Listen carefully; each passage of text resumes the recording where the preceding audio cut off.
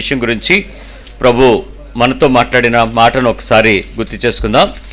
ఇర్మియా గ్రంథం నుంచి 46వ అధ్యాయము 28వ వచనం.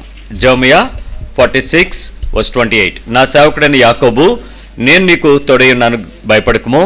నేను ఎక్కడికి నిన్ను చెదరగొట్టునో ఆ సమస్త ప్రజలను సమూలంగా నాశనం చేసేదను. అయితే నిన్ను సమూల నాశనం చేయను, నిన్ను శిక్షింపక విడువను గాని న్యాయమును బట్టి నిన్ను శిక్షించదును. ఇదే యెహోవా వాక్కు అనేటువంటి మాటతో ఈ 2022వ సంవత్సరం గురించినటువంటి సిద్ధపరచుకునేటువంటి మాటను ప్రభు మనకిచ్చాడు. అంటే ఈ వాగ్దానాన్ని బట్టి మరి సంవత్సరం అంతా కూడా మనం సరిచేయబడతాం, మనం దిద్దుబాటు చేయబడతాం, మనము చెక్కబడతాం. ఇంకో విధంగా చెప్పాలంటే మనం మలచబడతామని చెప్పాలి. చాలా సందర్భాల్లో నాకు ఇది అవ్వాల్సిందే, నాకు ఇలా జరగాల్సిందే అనేలాగా ఒప్పుకునేలాంటి పరిస్థితుల్లో దేవుడు సిద్ధపరుస్తాడు. అలాంటి పరిస్థితికి మనందరం కూడా సిద్ధపడాలని ప్రభువు మాట్లాడుతూ ఉన్నాడు. దాని కొరకు ప్రతి ఒక్కరు కూడా ఎదురు చూడండి, సిద్ధపడండి. సిద్ధపాటుతో కూడిన ఆ శిక్షణగా మారుతుంది, సంపూర్ణతలోనికి మనల్ని తీసుకుని వెళ్తాడు దేవుడు. అందువల్ల నిరుత్సాహపడకుండా దేవుని యొక్క వాగ్దానాన్ని సంతోషంగా తీసుకోవడానికి ప్రయత్నించేయండి. ఇది కాకుండా మీరు తీసుకున్న లాటరీలు మీకు తగిలితే, ఆ లాటరీలకు తగ్గట్టు మీ విశ్వాసం మీకు ఉంటే, మరి దాన్ని నేనేం అనలేను, కానీ దేవుని యొక్క మాట ఒక చిన్న మాట కన్నా చాలా పెద్దది అన్నది గుర్తు చేస్తున్నాను. అందుకని ఏదో ఒక ముక్క పట్టుకుని దాని ముందు వెనక ఆజ్ఞలు లేకుండా ఆ కమిషన్ తాలూకా ప్రత్యక్షతను పొందుకోవటం అనేది జరగదు. మంచిది. మరి దినం మరి గడిచిన దినంలో నుంచి మనం నేర్చుకునేటువంటి క్రొత్త మాటను వినటానికి మన హృదయాలను సిద్ధపరచుకుందాం. మనం నేర్చుకుంటున్నటువంటి ఆజ్ఞ ఏంటి? మీ పక్క వాళ్ళు చెప్పండి. చింతించొద్దు, చింతించకుండా ఉండాలి. ఇది దేవుని ఆజ్ఞ. కానీ చాలా మందికి సమస్య ఏంటంటే అది దేవుని ఆజ్ఞగా తీసుకొని దాన్ని పట్టుకోకపోవటం వలన అది ఆజ్ఞ అంటే 10 ఆజ్ఞలు ఎక్కడుంది, అది యేసుప్రభు చెప్పిన 2 ఆజ్ఞలు ఎక్కడుంది అని అనుకుంటాం. యేసుప్రభు వారు చెప్పిన మాటలు మీరు చూస్తే, ఈయన మాటలు విని వాటి చొప్పున చేయ ప్రతివాడు బండ మీద వడిల్లు కట్టుకున్నంత శ్రేష్టంగా ఉంటాడు అని చెప్తాడు. ఈయన మాటలు అని చెప్పడమే కాకుండా ఆఖరి అధ్యాయంకి వచ్చేటప్పటికి నేను మీతో ఏ సంగతులు ఆజ్ఞాపించుతునో వాటన్నిటినీ మీరు గైకొనాలని చెప్పాడు, అని చెప్పమని చెప్పాడు. అన్నీ అన్నప్పుడు కొన్ని కాదు, అన్ని విషయాలను కూడా మనం వాళ్ళకి ఇతరులకు చెప్పేటట్లు మనం కూడా చేసుకోవాల్సిందే. దానిలో భాగంగానే మనం చింతించకూడదు అనేటువంటి విషయాన్ని విన్న తర్వాత నిజంగా చింతించకుండా ఉండటానికి మనం ఎంతవరకు ప్రయాసపడచ్చో నేర్చుకుంటూ చాలా విషయాలను మనం వింటూ, మరి దేవుడు మన జీవితంలో ఉన్నటువంటి పరిస్థితికి తగిన పరీక్ష, చింతించకుండా ఉంటున్నామా అనేటువంటి పరీక్షలో మనం ఇప్పటికీ 14 ప్రశ్నల్ని మాట్లాడుకున్నాం. 14 ప్రశ్నలకు ఆన్సర్ చేస్తే ఎన్ని మార్కులు వచ్చినాయి? ఒక్కో ప్రశ్నకు 1 మార్కే. 14కి ఎన్ని వచ్చాయి? అవుట్ ఆఫ్ 14 ఎన్ని మార్కులు? అందరికీ ఏంటంటే చింతించడం అనేది అలవాటు అయిపోయింది. అసలు ఎందుకు చింతిస్తున్నాను అనే ఆలోచన ఎక్కువ చింత అయిపోయింది. ఆ చింతించకుండా ఉండగలనా అనే చింత ఇంకా ఎక్కువైపోయింది. అసలు ఏంటి చింతగోలా, అసలు లేకుండా ఉంటే బాగుండేమో, తెలిసిన తర్వాత చేయకుండా ఉండలేకపోతున్నాం అనేటువంటి చింత కూడా చాలామందికి ప్రాయమైంది. అయినప్పటికీ కూడా నేర్చుకుందాం, మరి ప్రతి విషయాన్ని లోపలికి వెళ్ళడానికి ప్రయత్నించేద్దాం. ఈరోజు 15వ విషయాన్ని మనం పరీక్షించుకుందాం. 15వ ప్రశ్న. నేను ముందు నా కండిషన్ చెప్తాను, తర్వాత దాని క్లాజ్ ఏంటో చెప్తాను. అంటే క్వశ్చన్కి దానికి ఇచ్చినటువంటి ఆప్షన్ని మనం వినటానికి ప్రయత్నించేద్దాం. 15 పక్క వాళ్ళకి చెప్పండి. 15వ ప్రశ్న, చింతించకుండా ఉన్నామా లేదా అన్న దానికి పరీక్ష అని. 15 నా కుటుంబం, నా ఫ్యామిలీ, నా సంసారం అంటే నీది, నా వ్యవహారం అంటే నువ్వు చేస్తున్నది. యేసు ప్రభు చూస్తాడో చూడ, ఆయన చూచుచున్న దేవుడు అనే విధంగానే ప్రజలకు తన ప్రత్యక్షతను ఇచ్చుకున్నాడు.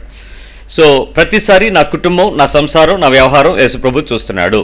అంటే నేను ఇంకా గట్టిగా చెప్పాలంటే, నీవు కూర్చుండుటయు, నువ్వు లేచుటయు, పడుకుంటయు, నడుచుటయు.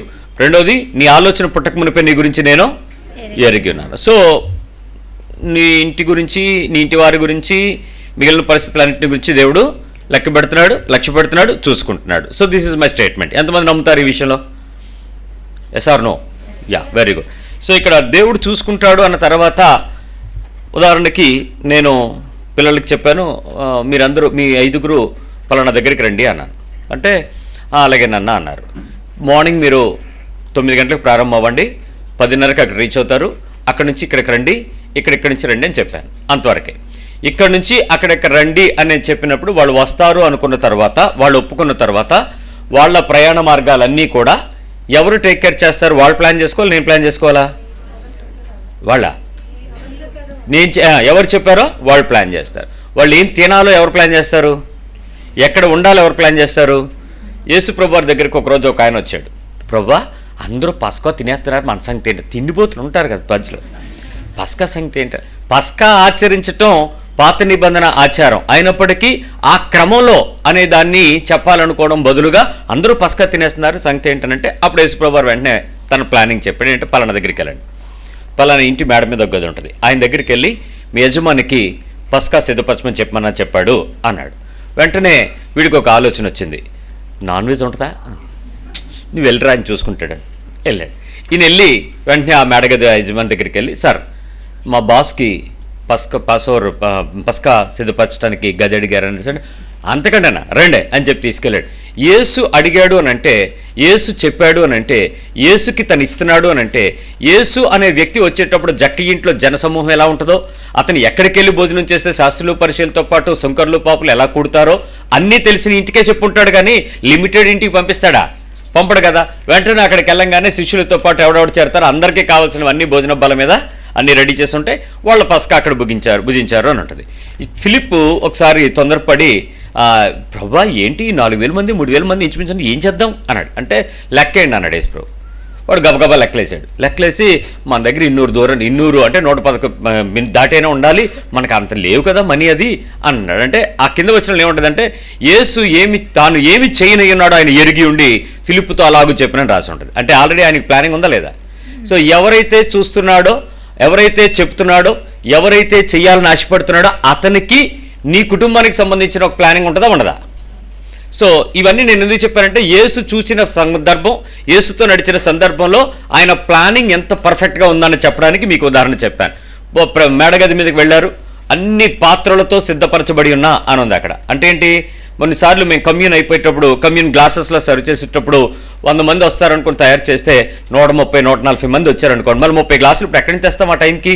చర్చి స్ట్రెంత్ అంత అయినప్పుడు ఎవరో పెళ్ళికి వచ్చారో ఆ పెళ్ళి అంతా ఇక్కడికి వచ్చేసిందండి అని చెప్పారు నాకు. ఆ వెంటనే ఏం చేస్తామంటే ఒక్కొక్క గ్లాసులో సగం తాగడం, మళ్ళీ కప్పులు పట్టుకెళ్ళి గబగబా కడిగి మళ్ళీ తీసుకొచ్చి తయారు చేయటం, ఇట్లా కొంత ప్రాసెస్ ఉంటుంది. ఈ ప్రాసెస్ ఏమీ లేకుండా యేసు ప్రభు వారు వచ్చేటప్పుడు ఎంతమంది వస్తారనే దానికి కావాల్సిన అన్ని ఏర్పాట్లు కూడా ఆ ఇంటి యజమాని సమస్తమైన వస్తువులతో సిద్ధపరచబడిన గది అని ఉంది అక్కడ, మేడగది అన్నిటినీ సిద్ధపరిచేశాడు. సో జీసస్కి తెలుసు ఎక్కడికి వెళ్తాడో, ఎక్కడ చేస్తాడో, ఏం చేయబోతాడో. మిమ్మల్ని ఈ 10 మంది పలానా దగ్గరికి రండి అని చెప్పిన ఎవరైతే ఆ యజమాని ఉంటాడో, ఆ నాయకుడు ఉంటాడో, ఆ సేవకుడు ఉంటాడో, ఆ స్నేహితుడు ఉంటాడో, వాడు దాని గురించి అన్ని విషయాలని ఆలోచన చేస్తాడు. రేపు 4వ తారీఖుని మనందరం కూడా బాడంగి వెళ్తున్నాం, 6వ తారీఖుని మనం రాజమండ్రి వెళ్తున్నాం మన సంఘంలో ఉన్నటువంటి బిడ్డ యొక్క వివాహం విషయంలో. ఇప్పుడు నేను అక్కడికి వెళ్ళేటప్పుడు నేను జగన్ను వివాహం ప్రకటన చేస్తున్నాం కదా, ఇవాళ 3వ ప్రకటన చేసేస్తాం, రేపు ఎల్లుండి పెళ్లి చేసేస్తాం. జగన్ బాబు మేమందరం వస్తున్నాం, ఏంటి రైల్వే స్టేషన్లో పడుకోమా అని అడిగితే ఏమంటాడు? పిచ్చేటి మీకు, అదేట అలా అడుగుతావు? మీరు నా పెళ్లికి వస్తున్నారు, మీరు నా ఇంటికి వస్తున్నారు, వ్యవహారాన్ని చక్కబెట్టాల్సిన బాధ్యత నాది. మన వాళ్ళందరూ ఎంతమంది వస్తున్నారు చెప్పండి, దానికి తగ్గట్టు నేను ఏర్పాటు చేస్తానని చెప్తాడు. కానీ మేము క్యారెట్ తెచ్చుకోమా అంటే ఇదేంటి? పెళ్లికి వస్తున్నారనా? అందులో సంఘము దూరం నుంచి వస్తున్నారు, నన్ను పెంచారు, మీరు పెద్ద చేశారు, ఆ ప్రదేశంలో నేను ఆత్మీయమైన కన్నులు తెరుచుకునబడ్డాయి. కాబట్టి నేను నా సంఘం నా దగ్గరికి రావటం, నా ఇంటి వారికి నేను ఎంత గొప్పగా చెప్పుకుంటాను. ఇదిగో మా చర్చ్ అంతా వచ్చింది చూడండి. ఎక్కడ పెళ్లి ఊరవుతుంటే ఏదో స్నేహితులు అంటే 10 మంది ఆడేదో పెడతాడు, తింటాడు, తాగబోయిస్తాడని వస్తారు. కానీ సంఘం ఎందుకు వస్తుంది? వారి సంఘీభావాన్ని తెలియచేయడానికి వస్తుంది, వారి ఆత్మీయతను తెలియచేయడానికి వస్తుంది. ఇది మేము, మావాడు, నావాడు, నా శరీరం ఇది అని చెప్పుకోవడానికి ఒక పాట దగ్గరికి వెళ్తుంది. అందుకు కదా వస్తారు, అందుకని తనే కదా అన్ని ఏర్పాట్లు చేసుకుంటాడు. ఇప్పుడు నీ కుటుంబం గురించి యజమాని ఎవరు? యేసు. రాశాం కదా బోర్డు, ఏమని? ఈ గృహమునకు డాష్ అధిపతి ఎవరు? టైగరా ప్రభువా? టైగర్ అంటే మీ అమ్మగాని నాన్నగాని, అదే భర్త కానీ భార్య కానీ. దేవుడే అయితే రాస్తారు కదా యేసుక్రీస్తు అధిపతి రాశారు. సో ఇప్పుడు ఆయన చూసుకుంటున్నాడు. ఇప్పుడు నేను అదే విషయం మీతో మళ్ళీ చెప్తున్నాను. నా కుటుంబాన్ని, నా యొక్క సంసారాన్ని, నా వ్యవహారాన్ని యేసు ప్రభు చూస్తున్నాడు. కాబట్టి ఇప్పుడు నా స్టేట్మెంట్, కాబట్టి సో ఇఫ్ అనుకోండి, ఏంటంటే ఎప్పుడు ఎవరిని ఎలా ఏ స్థాయిలో ఏ స్థితిలో పిలవాలో యేసు ప్రభుకు తెలుసు. గ్యారంటీగా ప్రతి ఒక్కరిని ఆయన పట్టుకుంటాడు, డీల్ చేస్తాడు. కాబట్టి నేను చింతించను. ఇది నా statement. Okay, let me clear you. ఎప్పుడు ఎవరిని ఎలాగ ఏ స్థాయిలో ఏ స్థితిలో పిలవాలో ఆయన నాకు తెలుసు. ఎందుకంటే తండ్రి ఆకర్షిస్తే తప్ప ఎవడనో ఆయన దగ్గరికి రాలేడు. రక్షణ పొందటం మానవులకు మీరు చెప్పినంత ఈజీ కాదు, నమ్మేయటం అంత గొప్ప విషయమేమీ కాదు. తండ్రి ఆకర్షిస్తేనే ఆ మనిషి అక్కడికి వెళ్తాడు.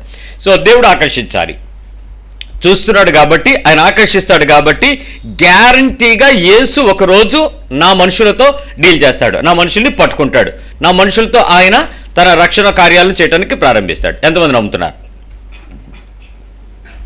వండర్ఫుల్. ఒక 50% కూడా రాలేదు, కానీ నమ్ముతున్నారు కదా, బాధించదే. ఎందుకు నమ్మలేము? కొన్ని దృఢ విశ్వాసాలు, కొన్ని దృఢ నిశ్చయితలు మనకే ఉంటాయి. ఏంటంటే, మా ఆయన మారతాడని నేను జన్మలో కూడా అనుకోలేదండి. నీకు ఉన్నది ఒకటే జన్మ, ఏ జన్మలో అనుకోవాలి నువ్వు? కల్లో కూడా అనుకోలేదండి. నీ కళ్ళు వస్తే నెరవేరుతాయా? మరి అలాంటప్పుడు నువ్వెందుకు కలగన? అసలు నేను ఊహలో కూడా అనలేదండి. నరుల ఊహ కేవలం చెడ్డదని చెప్తే నువ్వెలా ఊహిస్తావు? మంచి నువ్వు ఊహించలేవులే. పోనీ వాళ్ళు మారతారని మాకు అసలు కనీసం స్కోప్ కూడా లేదండి. నువ్వేమన్నా ఫ్యూచర్ ఆశించేటువంటి ఫ్యూచర్ని చూసి సినిమా తీసే డైరెక్టర్వా స్కోప్ ఉండడానికి? మరి ఎట్లా దేవుడు పట్టుకుంటాడని? కానీ చాలామందికి తెలుసు. నేను ఇప్పుడు చెప్పిన విషయాల్లో ప్రతి స్టేట్మెంట్ ఎంత ట్రూ అంటే, మీ మట్టుకు మీరుగా ఏ పరిస్థితులు అయితే ఉన్నాయో ఆ పరిస్థితులకు తగినట్లుగా అవి జరగవు అనేటువంటి గొప్ప నిశ్చయిత మనలో రక్షణ విషయంలో చాలామందికి ఉంది. పిల్లలు రక్షించబడిన తర్వాత తల్లిదండ్రులని ఆత్మీయత వైపు మీరు నడపడానికి ప్రయత్నం చేస్తే వాళ్ళు నడవరు. గుడ్డొచ్చి పిల్లని ఎక్కిరించిందంట, మూసుకుని ఉండి అంటారు మీరేమైనా చెప్పబోతే. సో అలా ప్రతి సందర్భంలో ప్రతి వ్యతిరేకత ఉంటుంది తప్ప ఆత్మీయత లేక సంతోషాన్ని కలిగించేటువంటి పరిస్థితిని అయితే అక్కడ మనం స్కోప్ ఎట్టి బస్సులను ఇవ్వలేం. తీసుకోవడానికి కూడా మనకి ఆ ఛాన్స్, ఆ ఎంట్రీ ఉండదు. రైట్. సో ఈరోజు నేను కొన్ని మాటలు మీతో చెప్పేటప్పుడు అసలు మన ఇంటి వారి గురించి యేసుప్రభు పట్టుకుంటాడు, ఖచ్చితంగా దేవుడికి తెలుసు అని మనలో ఉండేటువంటి పరిస్థితుల్లో నాకు చింత లేదు అనే స్టేట్మెంట్ ఇవ్వగలమా? యేసు పట్టుకుంటాడు, నాకు చింత లేదని చెప్పగలమా? యేసు డీల్ చేస్తాడు, నాకు చింత లేదు. యేసు హ్యాండిల్ చేస్తాడు, నాకు చింత లేదు. యేసు ఆ మనిషిని ప్రభు దగ్గర తీసుకొస్తాడు, నాకు చింత లేదు. ప్రభులో స్థిరపరుస్తాడు, నాకు చింత లేదు. నా కొలీగ్ని ప్రభు ఖచ్చితంగా పట్టుకుంటాడు, నేనున్నాను కాబట్టి, నా కార్యాన్ని బట్టి, నా మాటలను బట్టి, నా ప్రార్థనను బట్టి, నా సాక్ష్యాలను బట్టి, నా విజ్ఞాపనను బట్టి నాకు చింత లేదు. ఎన్ని సంవత్సరాల నుంచి చెప్తున్నాను బ్రదరు, ఇప్పుడు ఒక్కడు మారలేదు బ్రదరు మా ఆఫీస్లో. ఏంటి బ్రదరు అందొక ఆవిడ వచ్చి, నువ్వు మారలేదన్నాను. నువ్వు మారలేదు అంటే ఆవిడ, అదేంటి బ్రదరు, ప్రతి క్రిస్మస్కి కేకులు పంచుతాను, ప్రతి బర్త్డేకి ఇంట్లో ప్రేయర్ పెడతాను, ప్రతి న్యూ ఇయర్కి రాత్రికి మా ఇంట్లో అందరం కలిపి ఉపవాస ప్రార్థన చేసుకుంటాం మేము, నేను మారపడం ఏంటి బ్రదరు అంది. మరి ప్రతి సంవత్సరం నువ్వు అక్కడే సాక్షిగా ఉండి, వెలుగుగా ఉండి, చీకట్లో ఆ మనుషులతో నువ్వు క్రీస్తు యొక్క సంపూర్ణతను చూపించలేకపోవటం వల్లే కదా వాళ్ళు రాలేకపోయి ఉంటారు. నిజంగా అది సాధ్యమేనా? అది జరగలేదు ఇన్ని సంవత్సరాల నుంచి అని అంటే, ఎన్ని సంవత్సరాలు అయింది అన్నాడు. 17 సంవత్సరాలు అయింది బ్రదరు, ఆ స్కూల్లో పనిచేస్తున్నాను నేను. 17 ఏళ్ల నుంచి ఒక్క ఆత్మను కూడా రక్షించుకోలేదంటే రక్షించుకోలేదు. నేను ఒక సందర్భంలో ఆ కొలీగ్ ఎవరైతే ఉన్నారో ఆవిడ తాలూకా వేరొక హస్బెండ్ ఒక బ్రదర్ దగ్గరికి నేను వెళ్లాల్సి వచ్చింది. వెళ్ళి ఏదో మాట్లాడుతూ ఉంటే సడన్గా మీ స్కూల్లో పనిచేసే మా చర్చ్ మెంబరు అని నేనే, నోరు దొరద కదా, ఇది పాస్టర్లు కొంచెం ఎక్కువ ఉంటారు కదా, ఏదైనా నా ఫేవర్ దొరుకుద్దేమో అనే ఉద్దేశంతో ఈ సిస్టర్ గారి పేరు చెప్పాను. వెంటనే ఆవిడ ఏమో అర్జెంటుగా రా నువ్వు అన్నాడు. ఆవిడ వచ్చింది ఇదిగో మీ కొలీగ్ ఉంది కదా, ఈయనకి చర్చ్ మెంబర్ అంటే ఆపాస్ గారు ఈయన అన్నాడంటే, అయ్యో బాబోయ్ మీ గురించి మేము ఎన్నెన్నాం తెలుసా అని నేను చెప్పిన వాక్యాలని చెప్పేస్తుంది ఆవిడ. ఇదేంటమ్మా మీకు ఎంత సువార్త అందిపోయింది, మీరు మారలేదు ఏంటి సంగతి అంటే, అప్పుడు నేను మెల్లిగా మధ్యలో మాట్లాడుతుంటే ఆవిడ అంది, ఇన్విజిలేషన్ వేస్తారు కదా బ్రదరు, 10 రూపాయలు తక్కువ ఇస్తే రచ్చ చేసేది బ్రదరు మీ చర్చికి వచ్చి ఆవిడ అంది. ఆవిడ అసలు డబ్బుల దగ్గర ఎంత ఖచ్చితంగా ఉంటుందో గొడవ చేసి అన్యాయంగా అక్రమంగా లాక్కుని ఎవరి దగ్గర కూడా మంచి పేరు ఉండదు బ్రదర్ ఆవిడికి అని చెప్పింది ఆవిడ. ఎవరు? సోదర కొలీగ్ గారు. సాక్ష్యం బలంగా ఉంది కదా, చాలా బలంగా ఉన్న సాక్ష్యం కదా. సో ఓకే, ఇవన్నీ మరి అనవసరంగా ఎత్తాను, నా సాక్ష్యం చెడిపోయింది. ఇప్పుడు నన్ను ఆయన ఎలా రిసీవ్ చేసుకుంటాడో తెలియదు, పెద్ద పని, ఆయన సంతకం పెడితే నా పని అవ్వదు. అలా బెక్సచ్చి నుంచున్నాక తర్వాత అన్నారు, సైలెంట్ బ్రదరు ఇప్పుడు మనం చెప్తాం అందరూ చెయ్యాలని ఏముంది అన్నాడు. మీ పాజిటివ్గా రిసీవ్ చేసుకున్నాడు. అంటే నీ బోధలో పెరిగినప్పటికీ కూడా ఆవిడ బతుకు మార్చినప్పుడు మీరేం చేయగలరులేండి అని ఆయనే నాకు కొంచెం నా ముఖం చిన్నబుచ్చుకోవడం చూసి ఆయన సమర్థించాడు. సంతోషించాను, ఎందుకంటే నా పని చేశాడు ఆయన. ఆవిడని బట్టి అనవసరం కెలుక్కోవడం నా పని అయిపోయింది. వచ్చిన తర్వాత సిస్టర్ గారితో చెప్పాను, సిస్టర్ గారు ప్రార్థన చేస్తున్నాను మీకోసం అన్నాను. ఎప్పుడూ చెయ్యని అన్నయ్య ప్రార్థన చేస్తున్నాడంటే ఏదో ఉందనుకుని మళ్ళీ వచ్చి తాగింది. ఏంటి చెప్పండి అని. మేము ట్రాన్స్ఫర్ కోసం ప్రార్థన చేస్తున్నానమ్మా అని. ఎందుకు బ్రదరు ఇప్పుడు అంతా హాయిగా ఉంది కదా అని. అందుకే ప్రార్థన చేస్తున్నాను. అదేంటండి అంతే. అంటే చెప్పాను, ఎందుకంటే 17 ఏళ్ల పాటు నువ్వు ఒక స్కూల్లో పనిచేసి ఒక వ్యక్తిని కూడా క్రీస్తు వైపు తిప్పలేనంత దిక్సూచిగా లేని నీ ఆత్మీయత, గురి గమ్యము లేని నీ ఇల్లు, నీ విశ్వాస పరిచర్యకు ప్రభు చెప్పిన మాటకు సాక్ష్యంగా లేనితనాన్ని బట్టి నువ్వు ఆ ప్రదేశంలో ఉండుట ద్వారా మరి కొన్ని వందల మందికి నువ్వు క్రీస్తుకి ఆటంకంగా మారుతున్నావు. కాబట్టి నువ్వు ఆ ప్రదేశం నుంచి వెళ్ళడం కానీ పైకి వెళ్ళిపోవటం కానీ బెటర్ అని నేను భావిస్తున్నాను అని చెప్పాను. ఆవిడ తలదించుకుని నన్ను ఏం చేయమంటారంది. యేసుప్రభు దగ్గరికి శిష్యులు వచ్చి అడిగినప్పుడు ఏం చేయమంటారని అంటే ఆయన ఒకటే చెప్పాడు, నేను చెప్పినట్లు చెయ్యి అన్నాడు. నీకు నచ్చినట్లు చేయమనలా. అర్థమైందా? ఇసుకలో కట్టుకోవడం కాదు, బండ మీద కట్టుకోవాలి, చెప్పిన దాని ప్రకారము చెయ్యాలి అన్నాడు. ఇప్పుడు ఆమె ఆలోచిస్తూనే ఉంది. దేవునికి స్తోత్రం ఏంటంటే నా ప్రార్థన కన్నా ముందు పవర్ఫుల్గా దేవుడే కలుగు చేసుకున్నాడేమో తెలియదు. ఇక మేము ప్రార్థన చేస్తున్నానని చెప్పాను కానీ నేనైతే చేయలేదు. ఎందుకంటే వెళ్ళిపోతే బెటర్ నా మైండ్లో అనిపించింది. ప్రార్థన అయితే చేయలేదు. కానీ ఆ నెక్స్ట్ మంత్ ఆవిడని ఎక్కడి నుంచి తుంపాల అనే మారుమూల ఊరు కొట్టేశారు, ట్రాన్స్ఫర్ చేశారు. వెళ్ళిపోయింది. చాలా దూరం వెళ్ళిపోయింది. వెళ్ళిపోయేటప్పుడు అంది, మీరు నన్ను దీవించారు కదా అంది. కొత్త ప్రదేశానికి దేవుడు పంపాడు, సాక్షిగా ఉండు. నువ్వు 4 ఏళ్ళు ఉంటావు మహా అయితే రూరల్లో, తర్వాత నువ్వు మళ్ళీ వెనక్కి వస్తావు. ఈలోపు అక్కడ కొంతమందినైనా ప్రభు కొరకు సాక్షిగా సంపాదించుకు వెళ్ళిపో. నీ నడత, నీ ఇంటి వారి నడత, నీ వ్యవహారం, నీ ఇల్లు, నీ పని మొత్తం ప్రజలు చూస్తున్నారు, ప్రభు చూస్తున్నాడు. ఇప్పుడు నా సాక్ష్యం చెప్పండి, నా మాటకి చెప్పండి. సామెతలు 11:29, Proverbs 11:29.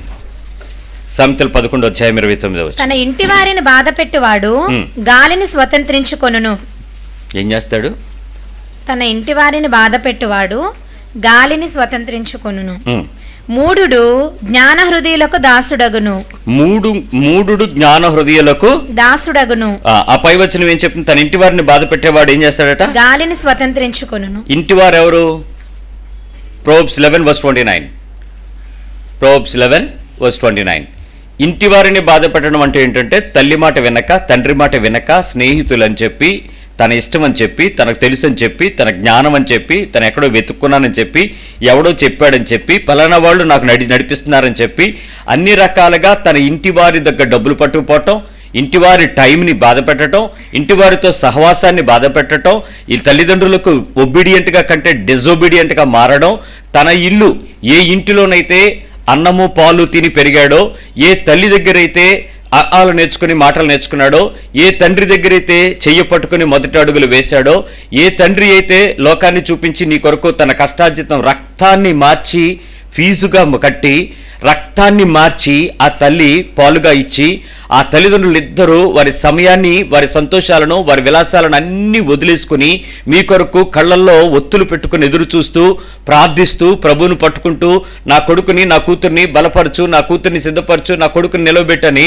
మీకు విరోచనాలైనా, మీకు వాంతులైనా, మీకు జ్వరమైనా, రాత్రుల్లో నిద్ర లేకుండా అల్లల్లాడిపోయి మీ వెనక హాస్పిటల్లో తిప్పి సర్జరీలు చేయాల్సి వచ్చినప్పుడు నిద్రలు మాని అవసరమైతే వాళ్ళ అవయవాలు మీకు ఇచ్చి, వాళ్ళ రక్తాన్ని మీకు ఇచ్చి, వాళ్ళ నిద్రను మీకు ఇచ్చి, వాళ్ళ శ్రమను మీకు ఇచ్చి, మీ కొరకు ఎంతో ప్రయాసపడినటువంటి తల్లి తండ్రిని ఈరోజు భార్య వచ్చిందనో, లేక ఉద్యోగం వచ్చిందనో, లేక కుటుంబంలో కొన్ని పరిస్థితులు మీకు వచ్చినాయనో మీరు వాళ్ళని దూరం చేసి వాళ్ళని మెట్ల కిందో మరొకటి ఇంటి దగ్గర పెడితే, మరొక హోమ్లోనో పంపితే, మరో పరిస్థితుల్లో డాడీ మీకేం తెలియదు డాడీ, మమ్మీ నువ్వు నోరు మూసుకో మమ్మీ, నీకేముంది మమ్మీ అని మమ్మీని డాడీని తిరస్కరించేటువంటి పెద్ద చదువులు చదివినంత సంస్కారం లేని జ్ఞానపూర్ణులైతే మీరు గాలిని స్వతంత్రించుకుంటారంట, గాలిని పట్టుకుంటారంట.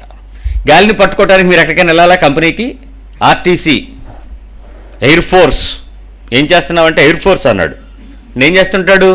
ఏ గాలి ఎటు వస్తుందో తెలియదు, అలా తిరుగుతాడు గాలికి. తిరుగుతూ గాలిని స్వతంత్రించుకుంటాడు. బైబిల్ చాలా స్పష్టమైన విషయాలు ఇస్తుంది. అంటే నువ్వేమి ప్రయత్నం చేసి దాన్ని ఏమి ఫ్యాక్టరీ కట్టక్కర్లా గాలిని పట్టుకోవటానికి, నీటిని పట్టుకున్నట్టు. ఎక్కడికి వెళ్ళినా ఉంటుంది ప్రపంచంలో, నీ చుట్టూ ఉంటుంది. నువ్వు గాలిలో నువ్వు బతుకుతున్నావు. ఆ గాలిని స్వతంత్రించుకొని నేను ఏదో సాధించానని అనుకుంటే పిచ్చోడివి అని అర్థం. ఏమీ సాధించని వాడివి, ఏమీ సాధించని దానివి. ఈరోజు నీ తల్లిని, నీ తండ్రిని దుఃఖపెట్టే నీ బ్రతుకు ఎంతమాత్రమో వేదనకరంగానే ముగుస్తుంది తప్ప ఈరోజు సంతోషానికి ముగించదు. ఉద్యోగం రాదా? వస్తుంది. పెళ్ళవదా? అవుతుంది. పిల్లలు పుట్టరా? పుడతారు. పెరుగుతారు. సొసైటీలో నీకంటూ వాల్యూ వస్తుందా? ఖచ్చితంగా వస్తుంది. కానీ దేవుని సన్నిధిలో నీ జీతం పోద్ది. నువ్వు ఫ్రెండ్స్ మాట విన్నా, నీకు తెలిసిన వారి మాట విన్నా, మరొకరి మాట విన్నా, తన ఇంటి వారిని బాధ పెట్టేవాడు ఎవ్వడూ కూడా ఏ స్థితిలోనూ కూడా సంతోషాన్ని అనిపించదు. ఎందుకంటే ఏ తల్లి తండ్రి పిల్లల నష్టాన్ని, పిల్లల దుఃఖాన్ని, పిల్లల నాశనాన్ని కోరుకోరు. అన్ని స్థితుల్లోనూ వారిని అభివృద్ధి పరచడానికే ప్రయత్నం చేస్తారు. ఎంత కరుడు కట్టిన తల్లి అయినా 2,500 రూపాయలు ఈ రోజు నుంచి పెన్షన్ పెరిగితే దాన్ని అటు దాచి ఇటు దాచి నెలాంతరంలో వచ్చేటప్పటికి తన ఇంట్లో వారి కొడుకులు కూతుళ్ళు ఉంటే వాళ్ళ అవసరతలు తీర్చడానికి ఒక నూనె ప్యాకెట్కో ఆఫ్టర్ ఆల్ వాళ్ళ మందులకు సరిపోయిన పెన్షన్ని నీ ఇంటి వారి కోసం ఏదో ఒకటి దాచిపెడుతుంది. నువ్వు పెళ్లి చేసుకుని నువ్వు ఆ ఇంటికే వెళ్ళి నువ్వు తింటాను అంటే నీ కోసం కావాల్సినవన్నీ నువ్వేం తింటే ఆవిడకి ఆనందం కలుగుద్దో, నువ్వు ఏటికి ఇష్టపడతావు, మమకారం కలిగి ఉంటావు, నీ కొరకు వండి పడద్ది అప్పు చేసి. మనం ఇవ్వాల్సిన వయసులో మనం పుచ్చుకొని రావటం దారుణం కదా. నేను ఎందుకు ఈ బాధ చెప్తున్నానంటే నీ ఇంటి నడతను ప్రభు చూస్తున్నాడని నీకు తెలియకపోవటం. నువ్వు ఎలా ఇంట్లో బిహేవ్ చేస్తున్నావో, ఎలాంటి మాటలు మాట్లాడుతున్నావో, ఎంత టైం నువ్వు వాళ్ళతో గడుపుతున్నావో, ఎంత పరిస్థితులతో వాళ్ళతో నీకున్న సంబంధాన్ని పెంచుకుంటున్నావో, ఆ రైట్ రిలేషన్షిప్ ప్రభు కొరకు విడిచిపెట్టడానికి నీవు తల్లిని తండ్రిని విడిచిపెట్టాలి తప్ప ప్రభువు పక్షంగా నువ్వు చేయాల్సి వస్తే నీ ఇంటి వారి యొక్క ప్రతి పరిచర్యలో, ప్రతి ఇంటి అవసరతలన్నిటిలో మీరు తోడుగా ఉండాల్సిన వారే, మీరు చేయాల్సిన వారే, మీరు సహాయపడాల్సిన వారే. మీరు విడిచిపెట్టడానికి వీల్లేదు, మీరు దూరంగా ఉండడానికి వీల్లేదు, మీరు దగ్గరికి వెళ్లాల్సిందే, మీరుతో మొండాల్సిందే. అందుకే గాలిని స్వతంత్రించుకుంటారు అని చెప్పాడు. ఎందుకో చెప్తాను చూడండి. 1 పేతురు 4:17 మొదటి భాగం. 1 Peter chapter 4 verse 17a first భాగం. తీర్పు 1 Peter chapter 4 17a తీర్పు దేవుని ఇంటి యొద్ద ఎక్కడొస్తుంది తీర్పు? దేవుని ఇంటి యొద్ద ఆరంభమగు కాలము వచ్చి ఉన్నది. అదండి తీర్పు ఎక్కడ స్టార్ట్ అవుతుందో తెలుసా?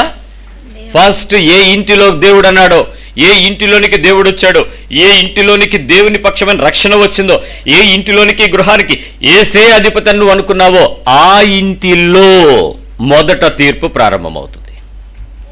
మొదట తీర్పు ఆ ఇంటిలో ప్రారంభమవుతుంది. గమనించండి, నువ్వు ఏం చేస్తున్నావు తీర్పు ఫస్ట్ ఎవరిని అడుగుతారు? పక్కింటి వాళ్ళని అడగరు, మిమ్మల్ని అడుగుతారు. నిన్న ఒక ఆయన నా దగ్గరికి మా ఉదయాన్నే ఇందాక లిఫ్ట్ ఎక్కుతున్నప్పుడు ఆ లిఫ్ట్ దగ్గరికి ఒక ఆయన వచ్చి, sir how you enjoyed your new year అన్నాడు.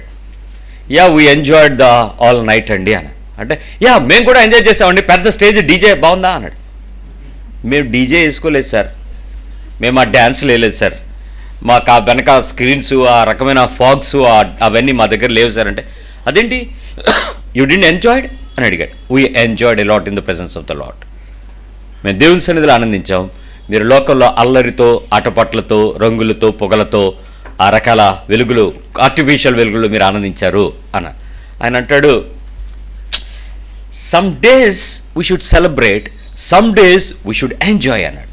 ఇప్పుడు నా భయం అదే, నువ్వు ఎంజాయ్ చేస్తా దేవుణ్ణి మర్చిపోతావేమో, నువ్వు సెలబ్రేట్ చేసుకుంటూ దేవుడు ఎవడనేస్తావేమో, లోకంలో నువ్వు చేసే పనులకు ఆకర్షణ ఎక్కువగా ఉంటుంది కాబట్టి నీ కుటుంబాన్ని నువ్వు ఎక్కడ పోగొట్టేసుకుంటావో. మీరు బాధపడినంటే తల్లిదండ్రులారా మీ అందరికీ మీకు చెప్తున్నాను, మీ పిల్లలు పాడయ్యారు, చెడిపోయారు అనే అనుమానం, బాధ, భయం మీ లైఫ్లో ఎక్కడో చోట వచ్చిందా లేదా? పెద్ద పిల్లలు మీ మాట వినలేదు, ఏదో చెడిపోయారు. మీరు అలా పెరగాలని మీరు కోరుకున్నారా? వాళ్ళు అలా చెడిపోతారని, వాళ్ళు అలా ఫ్రెండ్స్తో తిరుగుతారని, వాళ్ళ అర్ధరాత్రులు ఎప్పుడో వస్తారని, ఫ్రెండ్స్ ఇంట్లో ఉండిపోతారని, రూముల్లో ఉంటారని, వ్యసనాలకు ఉన్నా మనకు తెలియకుండా మనకి వేషాలు వేస్తూ ఉంటారని, బళ్ళు మీద తిరుగుతూ పోలీస్ కేసుల్లో పడతా ఉంటారు, అయినా ఇరుక్కుంటూ ఉంటారు, అవన్నీ వాళ్ళకి అర్థమవుతాయిలే అని మనం వదిలేస్తున్నప్పుడు అలా పెరగాలని మనమైతే కోరుకోలేదు కదా. కానీ మరి వాళ్ళు ఎలా మారారు? ఎవరు నేర్పారు వాళ్ళకి? అది లోకం. నువ్వు నేర్పాల్సింది నేర్పకపోతే నేర్చుకోకూడదు వాళ్ళు నేర్పుతారు. మీరు నేర్పకపోయినా వాళ్ళు నేర్చేసుకున్నారు. చూడండి, ఆ స్థితిలో వారికి తీర్పు మొదట మన ఇంటిలో ప్రారంభం అవుతుంది. నిన్ను అడుగుతాడు. స్త్రీవైతే నిన్ను అడుగుతాడు, పురుషుడైతే నిన్ను అడుగుతాడు, ఎవరస్తుడైతే నిన్ను అడుగుతాడు, ఎవరస్తురాలైతే నిన్ను అడుగుతాడు. నువ్వు ఎక్కడున్నావు అక్కడ నీ ఇంటి గురించి దేవుడు ఫస్ట్ అడుగుతాడు. నువ్వేం చేస్తున్నావు? నీకు తెలిసింది కదా, నువ్వు విన్నావు కదా, నువ్వు నేర్చుకున్నావు కదా, దాని ప్రకారం నువ్వు ఎలా ఉన్నావు, దట్స్ వాట్ జడ్జ్మెంట్. మీ ఇంట్లోనే లెక్క అడుగుతాడు. ఇప్పుడు మీ ఇంట్లో వారిని దేవుడు పట్టుకుంటాడు అనే నిశ్చింత, పట్టుకోకుండా ఉండగలడు అనేటువంటి భయం కన్నా దాటిపోయి ఉంటుంది. చూడండి, నేను ఇంకో మాట చెప్తే మీరు భయపడతారేమో. సామెతలు 31:27 31:27. ఆమె తన ఇంటి వారి నడతలను బాగుగా కనిపెట్టును. ఆ నాన్న ప్యాకెట్ ఆడతాడు, ఆమెమో ఇంటోరు లెక్కట్టుకుంటుంటది, కనిపెడుతుంటది, ఆయన ఏమో ప్యాకెట్ క్లబ్లోకి వెళ్ళి ఆడొస్తుంటాడు. అవునా? ఎవరి బాధ్యత అది? ఆమె అనేటప్పుడు ఒక స్త్రీగా మాట్లాడుతూ ఉంటారు, ఒక ఇంటికి సంబంధించిన యజమానురాలుగా మాట్లాడుతూ ఉంటారు. ఒక స్త్రీయే ఇంటిని పట్టించుకుంది అని అంటే పురుషుడికి ఇంకెంత భాగం ఉంది? క్రైస్తవ్యంలో స్త్రీ పురుషులకు సమానమైన బాధ్యత. పిల్లల పాపం విషయంలో, పిల్లల తప్పిదం విషయంలో ఇద్దరికీ కూడా దేవుడు శిక్షలను సమానంగానే పంచినట్లు మనం చూస్తున్నాం. ఆదాము బయటకు వచ్చేసి తోటలో నుంచి బయటకు పంపబడినప్పుడు పోషించాల్సిన బాధ్యత ఎవరి మీద పడింది? ఆదాము మీద పడింది. చాలా పెద్ద పరిస్థితి. ఎందుకంటే గచ్చ పొదలను మొలిపించింది. అప్పటి వరకు ఉన్న ఏదైనా తోట చప్పట్లో కొడితే పేరు పెట్టిన మామిడి చెట్టు వచ్చి మామిడి పండు ఇచ్చేది. తినాలి అనుకున్నప్పుడు చేటు కొడితే సీజన్ లేకుండా ఫ్రూట్స్ ఉండేవి, సీజన్ లేకుండా ఆకుకూరలు ఉండేవి, సీజన్ లేకుండా పక్షులు పశువులు వచ్చేవి. ఏ పరిస్థితి ఏం కావాలన్నా ఒక క్లాప్, ఒక చప్పుడు తను చేస్తే దానికి తగ్గ పశువు తన దగ్గరికి వచ్చి తనకు కావాల్సిన పాలు ఇచ్చేలేదేమో. అలాంటి వ్యక్తి గచ్చ పొదలు ముళ్ళ పొదలు లేచిన నేలను దున్ని చెమటోడ్చి రక్తం కార్చి కొత్త పద్ధతిలో సేద్యాలు నేర్చుకుని దేవుని దగ్గర నుంచి ఆ పంట పండించి తీసుకొచ్చి తన భార్యను పిల్లల్ని పోషించాలి. అమ్మగారికి ఆటోమేటిక్గా వచ్చేసింది, ప్రసవ వేదన కలిగి నొప్పులు పడి పిల్లల్ని కనాలి, నీ పోషణకి మీరు బాధపడండి అన్నాడు. ఇద్దరికీ ఈక్వల్ పోర్షన్స్లో ఎవరెవరు ఎంత చేయగలరో అంత సమానమైన శిక్షణ దేవుడు పంచాడు. ఇప్పుడు భర్త మాత్రమే బాధ్యత తీసుకునేవాడుగాను, సంపాదించేవాడుగాను, భార్య మాత్రమే ఇంటి వారిని సరిచేయాలని కానీ ఎవరైనా పురుషులు పిల్లలు చెడిపోతే తల్లులను బాధ్యతలు చేస్తున్నారేమో. It's equal portion. తండ్రిది తల్లిది ఇద్దరిది బాధ్యత.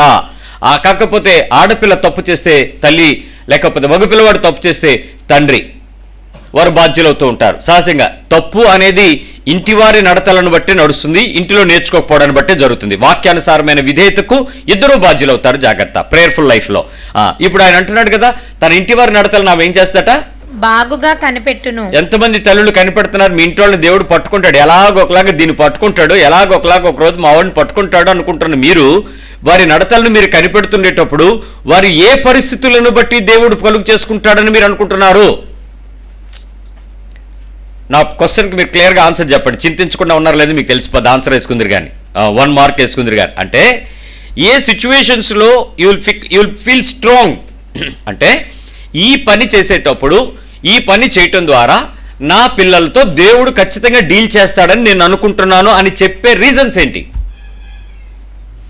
ఒక అమ్మగారు అన్నారు, వాడు బాగా సిగరెట్లు తాగుతున్నాడండి, ఆడి మధ్య బాగా మందు తాగుతున్నాడండి, ఈ మధ్య బాగా అల్లరిగా తిరుగుతున్నాడండి, చూడకూడనివి కూడా నేను కొన్ని చూశానండి వాడి ఫోన్లో, వాడు అలాంటి అక్రమమైన సంబంధాల విషయంలో వాడు వెళ్తున్నట్లుగా నాకు అనుమానం ఉంది, ఈ మధ్య కాలంలోనే కొన్ని మెసేజెస్ మరి ఎవరెవరో ఫోన్లు చేసి ఈ అబ్బాయి మీ అబ్బాయి అయినా మా దగ్గర డబ్బులు తీసుకున్నాడని మాట్లాడుతూ ఉన్నారండి. ఇలాగ రకరకాలుగా పరిస్థితి వచ్చింది. ఓవరాల్గా చూస్తే మా వాడు పూర్తిగా మునిగిపోయినట్టు కనిపిస్తూ ఉంది, కానీ దేవుడు గట్టిగా పట్టుకుంటాడు అనుకుంటానండి అంది. ఇప్పుడు దేవుడు పట్టుకునే ముందు పోలీసు వాడు పట్టుకుంటాడు, లేకపోతే కోర్టు పట్టుకుంటుంది, లేకపోతే ఇంకెవరో ఫైనాన్షియల్ వచ్చి పట్టుకుంటారు, లేకపోతే తప్పు చేస్తే అమ్మాయి తాలూకు వాళ్ళు వచ్చి పట్టుకుంటారు, ఎవరో పట్టుకుంటారు. దేవుడు కలుగు చేసుకుంటాడు అనడానికి వాడు లోకంలో పాపం చేస్తుంటే దేవుడు పట్టుకుంటాడని ఎక్కడుంది?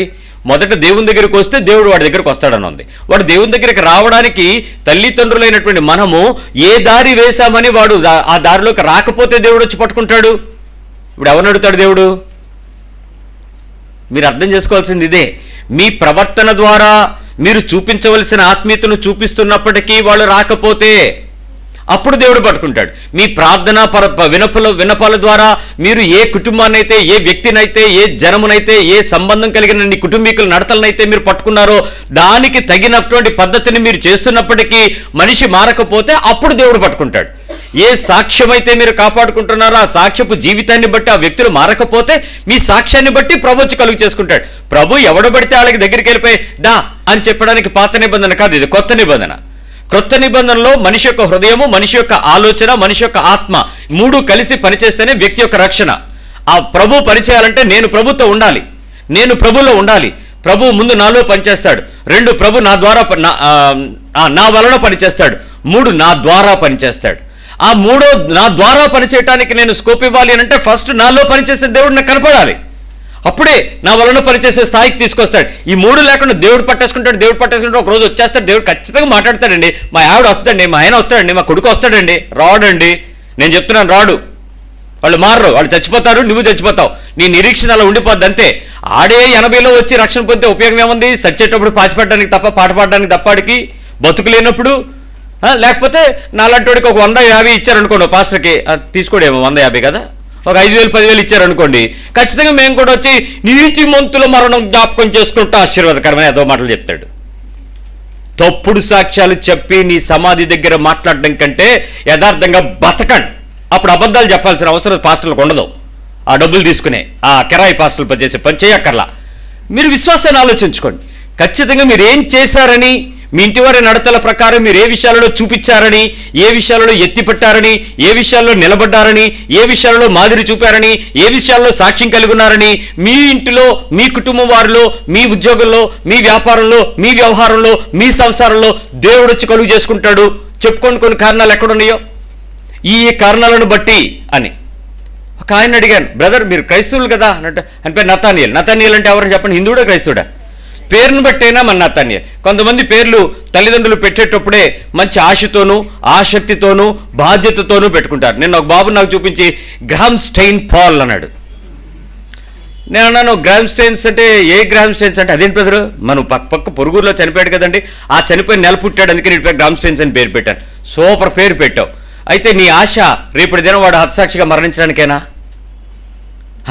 అన్నాడు. ఒకసారి పేరు కొంచెం క్లాసిక్గా ఉండాలని, బాధ్యత ఉండాలని. మీరు చాలామంది పేర్లు మీ తల్లిదండ్రుల కాలంలో చదువున్నా లేకపోయినా పుస్తకాలు చదివి మంచి విప్లవ వీరుడు, మంచి విశ్వాస వీరుడు, మంచి నమ్మకస్తుడు, మంచి గొప్ప సాక్షి, అలాంటి పేర్లు చాలామంది పెట్టుకుంటాం. ఎందుకంటే అలాంటి ఆ బుక్లో ఉండేలాంటి వ్యక్తిలాగా వీడు పెరగాలి అనేటువంటి వాడికి మీరు పేరు మార్చలేరు. ఎందుకంటే చిన్నప్పటి నుంచి వాడు క్రిస్టియన్ అయిపోతాడు పేరుతోని. ఇప్పుడు ఈ నతానియల్కి ఏం చెప్తారు మీరు? బ్రదర్ మీరు నతానియల్? అవును సార్ నేను క్రిస్టియనేనండి, మా అమ్మగారు నాన్నగారు అందరూ క్రిస్టియన్. మరి ఈ అమ్మాయి ఏంటి ఎంత పెద్ద బుట్టు పెట్టుకుంది అంటే గోకాడు ఎక్కడో అయిపోయింది అంటే అర్థమైపోయింది. సర్లేండి అయితే పిల్లలిద్దరు, పిల్లల్ని ఎలా పెంచారు బ్రదర్స్ అంటే నాకేం తెలియదండి, అంతా ఆవిడే. మగపిల్లడు ఆడపిల్ల ఇద్దరు ఇంజనీరింగ్ చదువుకున్నారు. ఇద్దరు మంచిగా జిఆర్ఈ రాయడానికి తీసుకొచ్చాడు నా దగ్గరికి, ప్రార్థన చేయండి అని చెప్పి. మరి వీళ్ళు ఏంటి అని అడిగితే అప్పుడు చెప్పాడు వాళ్ళ అమ్మ లేదు కాబట్టి వీళ్ళు వచ్చారండి, వాళ్ళ అమ్మ రారండి అని. అదేంటి అని అంటే యేసు ప్రభు ప్రార్థనలో భక్తి ఆవిడకి అసలు ఇష్టం ఉండదండి అని. మరి మీరు ఎలా ఒప్పందం అంటే పెళ్ళికి ముందే మేమిద్దరం కమిట్మెంట్ అండి, నా భక్తి నాది, నా జోల్లోకి నువ్వు రాకు, నన్ను లాక్కో, ఇద్దరు కమిట్మెంట్. మరి పిల్లలు పుడితే ఎలాగా అని అడిగితే పిల్లలు పుట్టే టైంకి మా ఇద్దరికి గొడవలైనాయండి. ఇద్దరు 2 డెలివరీలకు ఈ అమ్మాయి వాళ్ళ పుట్టింటికి గొడవలు అవటం, వెళ్ళటం, అక్కడ డెలివరీ అవటం రావటం. అందువల్ల నాకు మా ఆవిడతో కమిట్ అవ్వడానికి, ఒప్పందం పట్టడానికి మాకు ఛాన్స్ లేదు, అందుకని 2 డెసిషన్స్ ఆవిడే తీసేసుకుందండి అన్నాడు. సరే అండి. వీడి పేరేమో వీరవసంత లక్ష్మిని పెట్టింది అమ్మాయి పేరు. మరి వాళ్ళను అతని పేరేమో ఎన్టీ రామారావు గారి పేరు పెట్టింది. ఆవిడ అభిమాని అంట. పెరిగిపోయారు పిల్లలిద్దరు. కనీసం పేర్ల దగ్గర నతానియేలు నీ కొడుకుని కూతురుని సంపాదించుకోలేకపోయావు, రేపు పొద్దున్న తీర్పు లేదు సార్ దేవుడు ఒకరోజు మా అమ్మాయిని కానీ మా అబ్బాయిని కానీ మా ఆవిడని కానీ పట్టుకుంటాడండి. పట్టుకుంటాడా? మీకు తెలుసా వాళ్ళిద్దరు అమెరికా వెళ్ళిపోయారు. ఇప్పుడు వీళ్ళకి కూడా దొరకలేదు వాళ్ళు. ఇంకప్పుడు నువ్వు పంపించేదే దేశానికి నీ నుంచి దూరం అవడానికి, నీ సావు టీవీలో చూడటానికి, నీ సమాధి ఫోన్లో చూసుకోవటానికే నువ్వు పంపించేది. పంపు దేశాలు ఖచ్చితంగా పంపడం మీ పిల్లల్ని దేశాలకి. మొన్న ఏమైంది చెప్పండి, ఆక్సిజన్ లేక ఇక్కడ చచ్చిపోతే మున్సిపాలిటీ వాళ్ళు తీసుకెళ్ళి అలా పడిలేదా అంతే. అప్పుడు ఏమవుద్ది? ఏం చేయలేము. అంటే దేశంలో ఉన్న వాళ్ళని తప్ప నేను అంటలా, కాకపోతే దేవుడు పట్టుకుంటాడు అనుకుంటే దయచేసి దేవుడు పట్టుకోవటానికి దేవుడిని శోధించే పద్ధతిలో మీ ఇంటి వారి నడతల్లో ఇది చేశాము అందుకు మా ఇంటి వారు పట్టుకుంటారనడానికి ఏముంది? కానీ నిజానికి చేయలేదా? చేశారు. ప్రార్థనలు చేయలేదా? ఉపవాసాలు లేవా? కన్నీరు లేదా? దుఃఖం లేదా? వాళ్ళు లేచేటోడికి మీరు టీవీ పెట్టి పెద్ద సౌండ్ వాడు ఎగుతాడని చెప్పి నాలంటోడు బండ నోరేసుకుని వాగేవాడు ఉంటాడు, ఆడి ప్రోగ్రాం పెట్టి మీరు కూర్చోలా? వాళ్ళు లెంగానే దీనికి ఏ పేల పట్టం లేదు, పొద్దున్న లేచిపోద్ది దీన్ని పెట్టేద్ది టీవీలో. ఏమనంటే ఏదో వాక్యం దూరుద్దని. వాక్యం దూరదు, నువ్వు దూరుతావు. సాక్ష్యము దూరుతుందమ్మా, మాటలు కాదు. చాలామంది ఇళ్లలోకి నేను వచ్చేసాను, వాళ్ళ హృదయాల్లో నేను లేను. చాలామంది ఫోన్లో నేను కనబడతాను, కానీ వాళ్ళ హృదయాల్లోకి నేను లేను. కారణం ఏంటంటే ఇది ఇలాంటి బండ పరిచర్యలు చేయటమే. మొత్తానికి ఏ పరిస్థితి అయినా కానివ్వండి, నీ సాక్ష్యపు జీవితంలో ఆ మాటను సరిగ్గా లేకపోతే దేవుడు ఖచ్చితంగా అడుగుతాడు. నేను ఒక మాట చెప్తాను. 2వ రాజుల గ్రంథం 20వ అధ్యాయం 1వ వచనం. 2 Kings 20:1. ఆ దినములలో హిజ్కియాకు 2 Kings 20 అనగానే మీకు హిజ్కియా గుర్తు రావాలి. 2 రాజులు 20. ఆ మాట రాగానే మీకు రావాల్సింది హిజ్కియా. ఏం జరిగింది ఆ దినాల్లో? హిజ్కియాకు మరణకరమైన రోగము కలుగగా ఆమోజు కుమారుడును ప్రవక్తయునైన యెషయా అతని యొద్దకు వచ్చి, నీవు మరణం అవుచున్నావు. జాగ్రత్తగా వినండి, ప్రవక్త డైరెక్ట్ గా వచ్చి మాట్లాడుతున్నాడు. నువ్వు చచ్చిపోతావు, బ్రతకవు, ఖచ్చితంగా బతకవు, కనుక నీవు నీ ఇల్లు చక్క పెట్టుకొనమని యెహోవా సెలవిచ్చున్నాడని చెప్పగా. కాసేపు ఇప్పుడు మీరు నన్ను పాస్టర్ అనుకోవద్దు, ప్రవక్త అనుకోండి. నేను కాదు, నా ముందు ప్రాఫిట్ లేదు, ఓన్లీ బ్రదర్నే, కంగారు పడకండి. నేనే అపోస్తుల్ని కాదు, నేనే బిషప్ని కాదు, నేనే రెవరెండ్ని కాదు, నేనే డాక్టర్ని అంతకంటేనే కాదు, నేను ఓన్లీ బ్రదర్నే, అసలు ప్రాఫిట్ని కాదు. కానీ బైబిల్లో ఉన్నది ప్రకటించడానికి, ప్రవచించడానికి నాకు అవకాశం ఇచ్చాడు కాబట్టి నేను నాయకుడిని అవడం వల్ల కాసేపు ప్రవక్తను అనుకోండి. మీ పక్కలు చెప్పండి అనుకోండి నిజం కాదని. ఇప్పుడు చెప్పండి, నీ టైం అయిపోయింది, నువ్వు చచ్చిపోతావు, నీ ఇల్లు చక్కబెట్టుకో. ఫస్ట్ నువ్వు చేసే పని చెప్పు.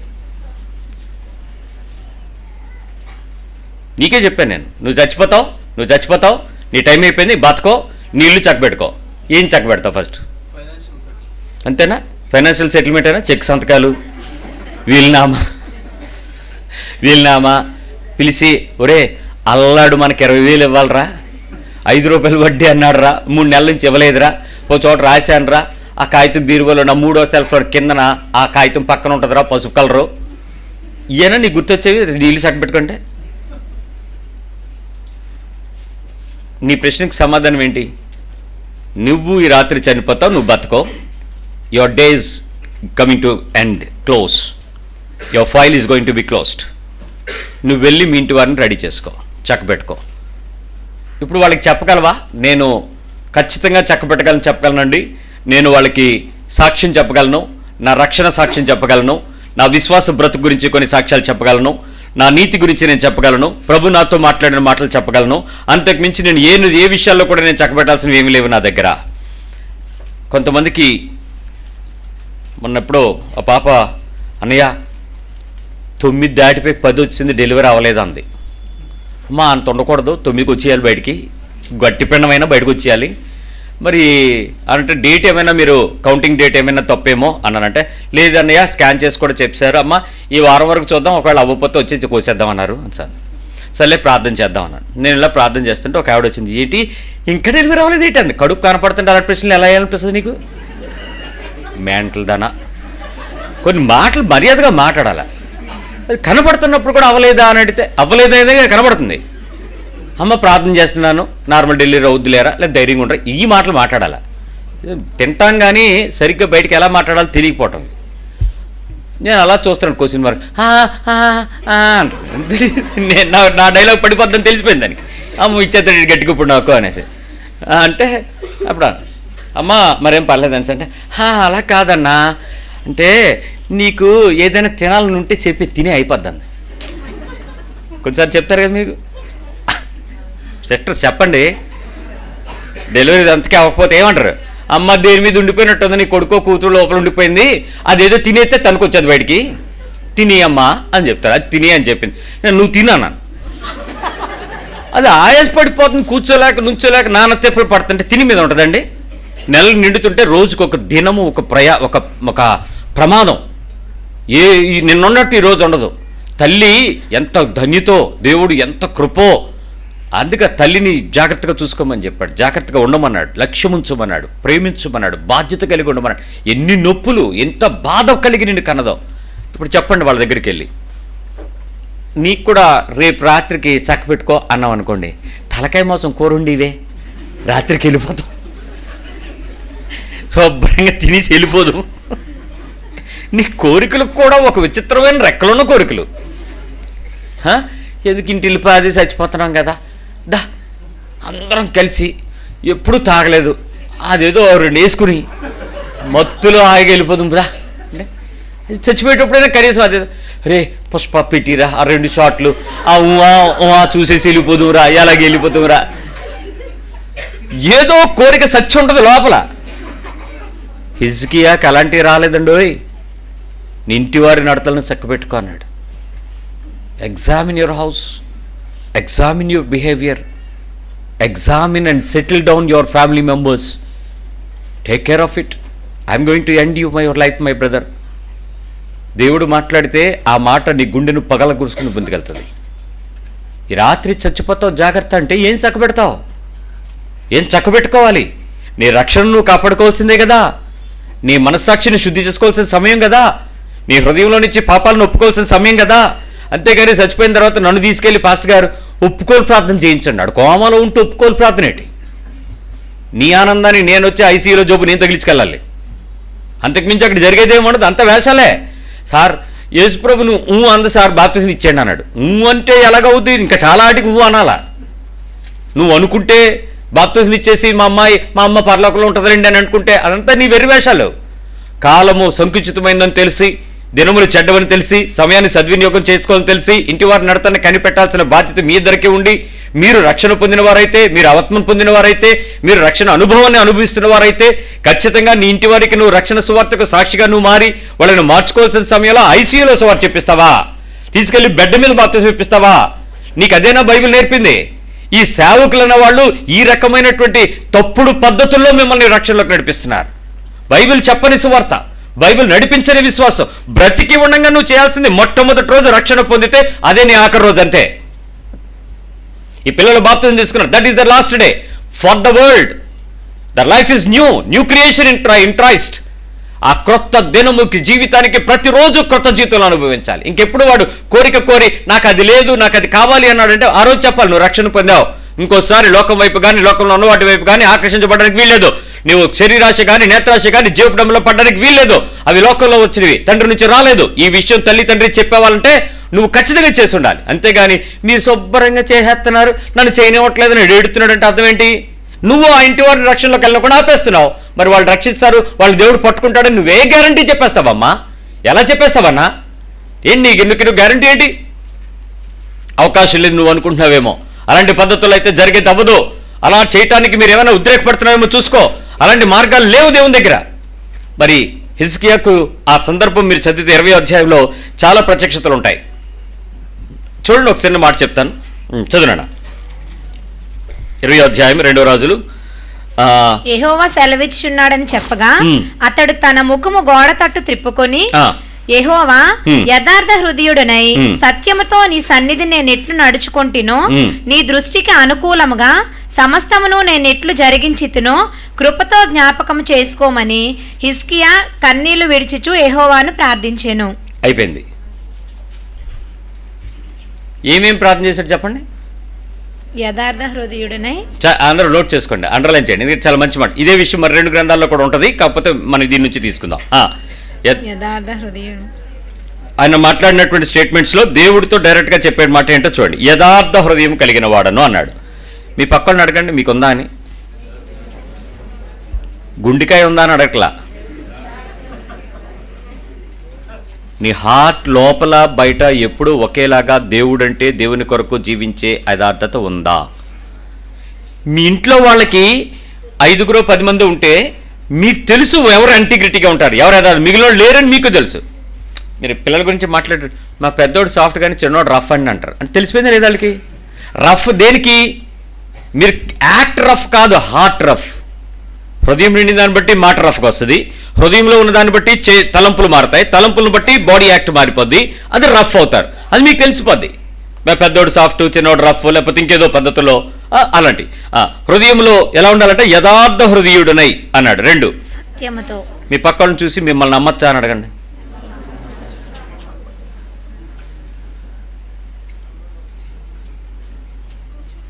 మీ ఆయన ప్రతి నెల డబ్బులు పంపుతున్నాడు, 25,000 పంపుతున్నాడు అమెరికా, అది గల్ఫ్లో ఉండి. అక్కడ ఎస్కలో బతుకుతున్నాడు, ఏదో తింటున్నాడు, ఏదో తాగుతున్నాడు. 25,000 నీ ఇంటికి వస్తున్నాయి. 25,000 ఇంటికి వస్తుంటే ఏమ్మా ఎలా ఉన్నావు అని అడిగాడు. ఏమండి ఇంటోని రద్దు పెంచాడండి అంది. పోలిన అమ్మాయి ఎంత పెంచాడు? 10,000 నుంచి 12,000 చేశాడండి అంది. సర్లే ఇల్లు మారిపోతావా అయితే అన్నాడు. ఎందుకండి మనకు బాగా అలవాటు అయిపోయింది కదా, సర్లే దానిలో ఉందాం అనుకుంటున్నానండి. సర్లే అన్నీ పెరుగుతున్నాయి, కరోనా రేట్లు 2,000 దాన్ని ఏముందిలే అనుకోండి. నిజానికి ఆవిడ పెంచలే, ఇంటి ఓనర్ పెంచలే.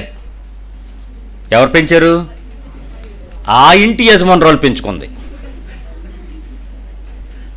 ఎవరా ఇంటి యజమానురాలు? భార్య పెంచుకుంది. ఎందుకు? మరి ఏవో ఖర్చులు ఉంటాయి. మరి పెద్దానికి గల్ఫ్లో నుంచి డబ్బులు ఎరిగి లెక్క అడుగుతుంటే ఎలా ఉంటుంది మరి ఇక్కడ పెళ్ళానికి? మరి ఏదో కొంచెం వదిలిపెట్టాలి. ఇచ్చినట్టు ఇచ్చే పెద్దానికి 10 రూపాయి ఏమైందంటే మీ బాధ ఉండదా? ఏదో మిస్లీనియస్ అంటాం కదా, ఇక్కడ అదే పరిస్థితి. సత్యము నిన్ను నమ్మచ్చా? పిల్లలు, మీ నాన్నగారి దగ్గర మీరు తీసుకునేటువంటి పాకెట్ మనీకి మీరు ఎప్పుడైనా వచ్చి లెక్క చెప్పారా? అయిపోయింది అని చేయి చాచారా? నువ్వు ఎప్పుడైనా చెప్పావా? అన్నావా? అడిగి అయిపోయింది అని బ్యాలెన్స్ అడిగాం కదా, వెరీ గుడ్, గుడ్ బాయ్. ఇప్పుడు లెక్క చెప్పకుండా బ్యాలెన్స్ షీట్ వేయకుండా డబ్బులు ఇస్తుండేటప్పుడు వాళ్ళు ఏమనుకుని ఇచ్చుంటారు? Only one condition. ఫోన్లే చెప్పండి పేరెంట్స్, పిల్లన్నాక ఫ్రెండ్స్ ఖర్చులు, ఏదో నూడిల్స్ బోడుల్స్ తింటూ ఉంటారు, అదే పబ్బు తక్కువ వెళ్తూ ఉంటారు, ఏదో అప్పుడప్పుడు అలాగా విటమిన్ ట్యాబ్లెట్లు వేసుకుంటూ ఉంటారు అనుకుంటారు కదా మీరు. కరోనాకి అనుకోరా? నేను పేరెంట్గా అలాగే ఆలోచిస్తాను ప్రతిసారిను. సరే, మొత్తానికి ఏదో అనుకున్నాను. ఇప్పుడు అతను లెక్క చెప్పకుండా, లెక్క కనపరుచుకోకుండా ఒక లెక్కను దాటి వాళ్ళు పనిచేస్తున్నారు అని అంటే, ఒక పాప వచ్చి అడిగింది, నాకెప్పుడు 3 ఇడ్లీలే పెడతావేంటి అంది. అదేంటమ్మా అంటే, 3వ క్లాసులో 3 పెట్టావు, 6వ క్లాసులో 3 పెట్టావు, ఇప్పుడు 15వ క్లాస్కి వచ్చినా 3 పెడుతున్నావేంటి? కరెక్టే, వయసుతో పాటు ఏమవ్వాలి? తిండి పెరగాలి. ఇప్పుడు నువ్వేమంటావు తెలుసా? అదేంటడి, ఫస్ట్ ఇయర్ ఇంటర్మీడియట్లో నా పాకెట్ మనీ 300 ఇచ్చావు, డిగ్రీకి వచ్చాక 400 ఇచ్చావు, ఇంజనీరింగ్కి వచ్చాక 600 ఇచ్చావు, ఇప్పుడు ఇంజనీరింగ్ కంప్లీట్ అయిపోయి ఎంబీఏకి వచ్చాక కూడా నువ్వు 600 ఇస్తావేటి? నాతో పాటు ఏమవ్వాలి? అప్పుడు ఆయన అంటాడు, ఒరే నాన్న, నేను నీకు పెంచడానికి మా యజమాని నాకు పెంచలేదురా, ఏదో అడ్జస్ట్ అవ్వరా, ఇప్పుడు నీకేదో ఖర్చు అని చెప్పి రేపొద్దు నువ్వు ఈ టైంకి ఏదో ఒక 150 సంపాదిస్తావని ఇంత ఖర్చు పెట్టాను, నువ్వేదో తెచ్చి నాకు ఇస్తావు అనుకుంటావు కదా అంటే మొదలెట్టాడండి బాబు సోది. ముందు ఇవ్వు, తర్వాత చూద్దాం. ఏంటి మీ అని చెప్పవేంటి? ఎవరికి?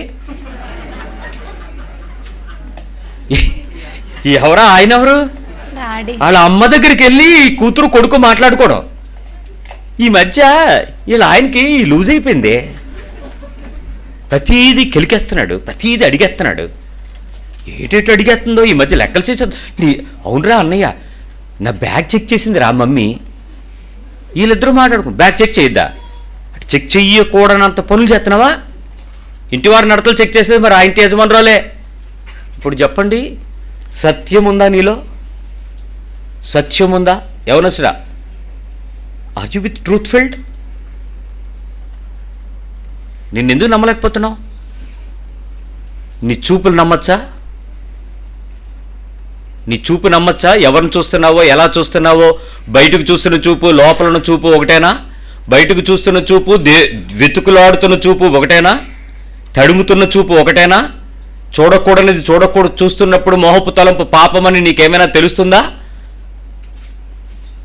సత్యం అంటే ఏంటి? నేను వేసుకునేటువంటి వస్త్రం వల్ల నా సత్యం ఏంటి? నేనేం కనపరచాలనుకుంటున్నాను? నేను చెప్పాలనుకుంటున్నాను? ఏ మెసేజ్ ఇవ్వాలనుకుంటున్నాను? నా ఇంటి వారి సాక్ష్యం ఏమవుతుంది? నా కూతురు ఇలా తయారైంది అని ప్రజలు మాట్లాడుతుంటే ఆ పరిస్థితి ఎలా ఉండేది? ఒకప్పుడు ఎంత బాధపడేవారో. శ్యాంబాబు, మీ నాన్నగారు మీరు ఎప్పుడైనా చిరిగిన బట్టలు వేసుకుంటే ఎలా ఉండేవారు? ఇంటికి వచ్చి బలి కూర్చోడు, పొరలేదురా నీకు, చిరిగిపోయిన బట్టలు వేసుకెళ్తావరా? బజార్లో నా గురించి ఏమనుకుంటారా? ఇప్పుడు చిరుగు ప్యాంటు కొనకపోతే అమ్మ బాబులు ఏమవుతున్నారు చెప్పండి?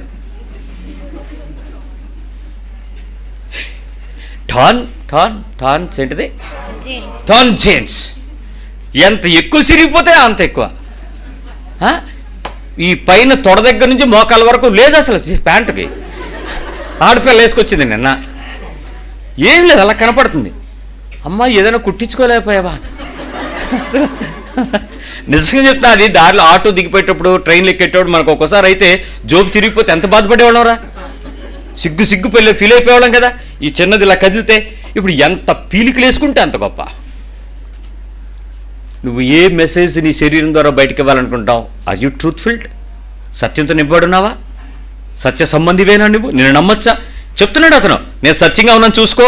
నెక్స్ట్, నీ సన్నిధిని నేను ఎట్లు నడుచుకుంటాను? నీ దగ్గరికి వచ్చాను, నీ సన్నిధిలో నేను ఎలా నడుచుకున్నానో చూసుకో. నా ప్రేయర్ లైఫ్ చూడు, నా ఫాస్టింగ్ లైఫ్ చూడు, నా కమ్యూనిటీ లైఫ్ చూడు, నా స్పిరిచువల్ లైఫ్ చూడు, నా సోషల్ లైఫ్ చూడు, నేను ఇచ్చినటువంటి గోస్పెల్ చూడు, నేను ఏ ప్రదేశంలో ఉంటే ఆ ప్రదేశంలో నేను ఎలా నడిచానో చూడు. నా సహవాసం కానీ, నా స్నేహం కానీ, నా కుటుంబం కానీ, వారి మధ్యలో నేనుండే పద్ధతి కానీ, ఎక్కడైనా నన్ను నువ్వు పాయింట్ చేపెట్టి ఇదిగోరా నువ్వు ఇలా చెడ్డోడివని ఎక్కడైనా నువ్వు నా గురించి చూపించగలవా యెహోవా? అంత బ్లేమ్లెస్, అంత స్పాట్లెస్. యేసుప్రభు అన్న మాటకి హిజ్కియా కనపడతాడు పక్కన. నాలో పాపం ఉందని మీలో ఎవడైనా నేరస్థాపన చేయగలరా? That's not comment. ఎవడు కామెంట్ చేయగలడు? ఎవడికొంత దమ్ము అంత పరిశుద్ధుడి ముందు? యెహోవాతో మాట్లాడుతున్న మాట చెప్తున్నాడు. నేను ఎలా నడుచుకున్నానో చూడు, నా ట్రూత్ చూడు, నా ఇంటిగ్రిటీ చూడు, నా ఫ్రాంక్నెస్ చూడు, నా ఫెయిర్నెస్ చూడు, నా స్పిరిచువల్ లైఫ్ ఎగ్జామిన్ చేసుకో. కమాన్, షో మీ. ఇంకా నీ దృష్టికి అనుకూలముగా సమస్తమును నేను ఎట్లు జరిగించితునో, నీ దృష్టికి అనుకూలముగా, all according to your righteousness, according to your ఫోర్గై, నీ కన్నుల్లో ఏదైతే పర్ఫెక్ట్గా ఉండాలని నువ్వు చూస్తావో అంత యథార్థంగా, అంత సత్యంగా, అంత నిర్దిష్టంగా, అంత ఖచ్చితత్వంగా నేను ఎలా ఉన్నానో చూసుకో. నేను ఒక బ్రదర్ గురించి మాట్లాడుతున్నప్పుడు ఆయన మాట అన్నారు, అండి నేను కొంచెం అటు ఇటుగా ఉంటాను కానీ మా అన్న అలా ఉండడండి అన్నాడు ఆయన. అదేంటి సార్ అంటే, నేను రాజీ పడిపోతాను సార్, నేను కొంచెం జారిపోతాను సార్, నేను తలిగిపోతాను సార్, కానీ అన్న నో, ఒప్పుకోడు సార్, ఆయన చేయనివాడు సార్. అసలు ఏ పరిస్థితుల్లోనూ మనం వెళ్ళి పొరపాటున ఏమన్నా చేసేద్దాము అని అన్నా కూడా ఒకటే చెప్తాడు, ఏమంటారా నువ్వు చేసేది పని కుదరదు అంటాడు అంతే. అలాంటి సాక్ష్యము దేవుని సన్నిధిలో బ్రతికే సాక్షులు వాళ్ళు. నిజానికి అతనికి యేసు ప్రభు లేడు, నేను చెప్పిన అతని వ్యక్తికి, కానీ యేసు ప్రభువు ఉండుట కంటే కూడా సత్యమైనటువంటి స్వచ్ఛత కలిగిన జీవితాలు వాళ్ళకి. యేసు ఒక్కడే తక్కువ అండి అలాంటి వాళ్ళకి, కానీ దేవుడు వదలడండి అలాంటి వాళ్ళని. ఆ రైచస్ వాళ్ళని దేవుడు వదిలిపెట్టాడు, దేవుడు వాళ్ళకి రక్షణ ఇచ్చేస్తాడు. ఎందుకంటే ఆ రక్షణ యేసు అనేది తెలియకపోవటం వల్లే వాళ్ళు దూరంగా ఉంటారు అంతే. ఎంత సత్యంగా నేను బతికాను మీరు చెప్పగలరు ఈ స్టేట్మెంట్? నేను ఎంత పర్ఫెక్ట్గా ఉన్నాను, ఎంత పర్ఫెక్ట్గా ఉన్నాను. మొన్న రాత్రి వాడు స్టేట్మెంట్ చెప్తున్నాడు, తమ్ముడు రవి, నాకు ఒక పాస్టర్ గారు అమ్మాయి నాకు సిగరెట్ నేర్పించింది అని చెప్పి దానికి ముందు 2 బాధలు పడ్డాడు. భార్యని నువ్వేం నన్ను అనుకోకు, వాళ్ళ అమ్మగారిని తల్లి నన్ను క్షమించు, నన్ను ఏం అనుకో అని 10 సార్లు చెప్పి అప్పుడు ఒక స్టేట్మెంట్ చెప్పాడు ఒక బలహీనత గురించి. ఆ తర్వాత వచ్చి నీ సంగతి చూడాలన్నాం మేము. ఎందుకన్నాం? వాడు దేవుని సన్నిధిలో హృదయాన్ని తెరిచి యథార్థతతో నేను ఎలా ఉన్నానో, ఆ సమయంలో నేను ఎలాంటి బలహీనతలో ఉన్నానో, దేవుని కృప నా మీదకి ఎలా వచ్చి నన్ను లేపిందో, ఇప్పుడు నేను ఎంత నీతిగా, ఎంత సంతోషంగా, ఎంత ఆనందంగా ఉన్నానో. నీతిమంతులు ధైర్యం కలిగి సీయోను కొండలాగా సింహంలాగా నడుస్తారంట. ఆ రొమ్మిరుచుకునే ధైర్యంలాగా నిలబడతారట నీతి వస్తే. ఆ పాపం దాటేస్తే, ఆ బలహీనత వదిలేస్తే, ఆ లోకపు మాటలను వదిలేస్తే, లోకపు చర్యలను వదిలేస్తే, కనుదృష్టిని తిప్పుకుంటే, దేవుని వైపు ఆకర్షించబడితే, దేవుని నీతిని పట్టుకుంటే, ఆత్మతో నడిపించబడితే, వాక్యపు బలానికి ఇష్టపడితే, మోకాళ్ళను వంచగలిగితే, హృదయాన్ని తెరవగలిగితే, ఉపవాసాన్ని ఎదురు చూసుకోగలిగితే, దేవుడంటే పట్టుకున్నటువంటి ఆసక్తికి లోకానికి ఎవరికే పడవడం అలా నిలబడతాడంతే, సింహం వల్లే అంట. ఆ మాట అతను చెప్తుంటే నాకు కనపడ్డాడు, ప్రభువా ఈ మాట ఎంత సత్యమో కదా. Today he was overcomed it, గెలిచేశాడు. యథార్థంగా నేను ఎలా ఉన్నానో చూడు, ఆ రోజు నేను తప్పు చేశానని ఈ రోజు నేను ప్రజల దగ్గర ఒప్పుకోగలుగుతున్నాను. ఆ స్థితి ఎప్పుడు వస్తుంది? దాన్ని గెలిచినప్పుడు, దాని వైపు వాసన చూడకున్నప్పుడు, దాన్ని తాకకుండా ఉన్నప్పుడు, దాని వైపు కన్నులు ఎత్తకపోయినప్పుడు, ఎంత యథార్థంగా స్పాట్లెస్గా నేనున్నాను అని ఎంత ధైర్యంగా మాట్లాడగలుగుతున్నాడు ఒక వ్యక్తి. నువ్వు చెప్పగలవా? ఈ రాత్రి నీ ఆఖరి రాత్రి చెప్పగలవా? లోపలంతా ట్రిక్లు, జిమ్మిక్కులు, కన్నింగ్, నీచ నికృష్టమైన ప్లాన్లు, బయటికి మాత్రం పవ్వాన్. అది ఏం కృపో తెలియదు కానీ కొంతమందికి మోకరించగానే ఏడిచేస్తారండి. అది ఎక్కడ కొడతారో స్విచ్ తెలియదు కానీ ట్రర్ వచ్చేస్తుండదు. నేను ఏడుస్తాను, నాకు ఏడుపు వస్తుంది. ప్రార్థన చేస్తే నేను ఏడుస్తా, కానీ నేను చేసిన తప్పుకి నాకు ఏడుపు వస్తుంది. మీకు ఏమో ఉండదో, అనగానే స్తోత్ర అనగానే డొడ్డు ఇంజిన్ స్టార్ట్ అయినట్టు గ్రర్ కారిపోతుంటాయి. అదేం ప్రార్థనలో, అదేమి కన్నీరు, అదేం ఆత్మ అని నేను చెప్తాను. పోగొట్టుకోకండి అమ్మ, అది మంచిదే. అంటే ఏడుపు కొట్టుదానా అనిపించుకోకపోయినా నీ ఏడుపు నేను చూశాను అని ఆగిన హిజ్కియాలాగా నువ్వు ఉపయోగపడతావేమో. యథార్థత ఉంటే ఉపయోగపడుతుంది, పోగొట్టుకోకండి, అది కృప కలిగిన ఆత్మ అని చెప్తాను నేను. ఇంకా చదువు. కృపతో జ్ఞాపకము చేసుకొనమని, కృపతోనే జ్ఞాపకం చేసుకోమని హిజ్కియా కన్నీళ్లు విడిచుచు. ఈ కన్నీళ్లు ఏ కన్నీళ్లు? ఇప్పుడు నేను చెప్పినటువంటి డుడ్డు కన్నీలా, పొడపొడపొడపడొచ్చే కన్నీలా? నేను ప్రార్థన చేయమన్నాను ఆవిడ్ని. అంటే ఏం చేశాడని చేయమంటావు అని ఎడుతుంది. సాక్ష్యం చెప్పండి, ఏం జరిగింది 2021లో చెప్పడానికి అంటుంది అని చూసుకుంటుంది. మరి ఎందుకు ఏడుస్తున్నావు అనేసి అంటే, ఏమీ చేయలేదు, దేవుడికి చేత కాలేదు నాకు చేయడానిక. నీ నిందారోపణే తప్ప ఆనంద బాష్పాలు రావా నీకు అని అంటే, ఏటి చేయలేదు నాయన చెప్పడానికి, నువ్వు ఉన్నావు కదా చెప్పాను. నువ్వు ఉన్నాను అంటే, అవును మరి ఎజిత్రోమైసిను జంటామైసిను అని మందుల పేరు చెప్పేస్తుంది. ఐవర్మెట్సిన్ అంట, ఏటి ఇవన్నీ అని అంటే, మరి అవన్నీ ఉంటే బతకనేటి అంది. అవన్నీ వేసిన వాళ్ళే చచ్చారన్న కాదా? అన్ని మందులు వేసేసి చక్కగా డిశ్చార్జ్ అయిపోయి ముక్కుల నిండా 4 లీటర్లు 10 లీటర్లు ఆక్సిజన్ పీల్చేసి హాయిగా వచ్చేసి 35,000 45,000 75,000 ఇంజక్షన్లు వేసేసి ఆ తర్వాత రెండోసారి వచ్చి గుండెకి చచ్చిపోయిన వాళ్ళు ఉన్నారు చాలామంది నాకు తెలిసిన వాళ్ళు. మరి దాని సంగతి ఏంటి? వాళ్ళందరి మీద నువ్వు మేలేనే కదా అని అంటే టైంకి తినితే సావం బాబు. వీళ్ళకి నిజంగా వందనాలే.